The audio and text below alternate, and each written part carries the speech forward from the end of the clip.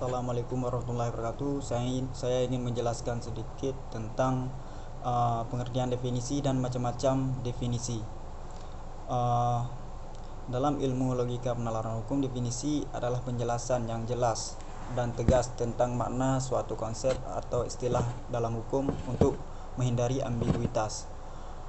Definisi mempermudah pemahaman dan penerapan konsep-konsep hukum dalam analisis dan argumentasi. Berikut macam-macam definisi dalam ilmu logika penalaran hukum adalah: yang pertama, ada definisi deskriptif. Definisi ini menjelaskan sifat atau ciri suatu konsep seperti apa adanya. Dan yang kedua, ada definisi preskriptif. Definisi ini menetapkan apa yang seharusnya atau dianggap benar dalam konteks hukum. Yang ketiga, ada definisi operasional.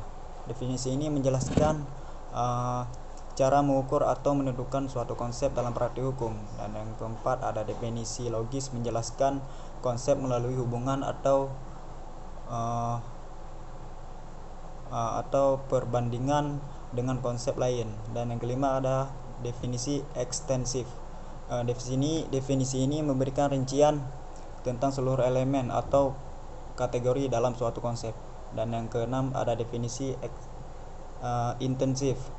Definisi ini menjelaskan esensi atau inti dari suatu konsep tanpa memperluasnya. Berikutnya, tujuan pendefinisian. Tujuan pendefinisian dan relevansinya dalam penalaran hukum.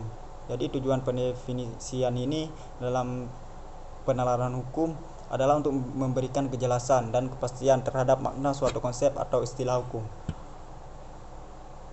agar tidak terjadi penafsiran yang berbeda. Ini membantu memastikan bahwa istilah yang digunakan dalam hukum dipahami dengan cara yang konsisten. Dan relevansi pendefinisian dengan penalaran hukum adalah untuk menghindari ambiguitas, memperkuat argumen hukum, mendukung kepastian hukum, dan membantu mengambil keputusan yang adil dan tepat. Dengan definisi yang jelas, proses hukum menjadi lebih terstruktur dan dapat diterapkan dengan tepat. Sekian saya akhiri. Assalamualaikum warahmatullahi wabarakatuh.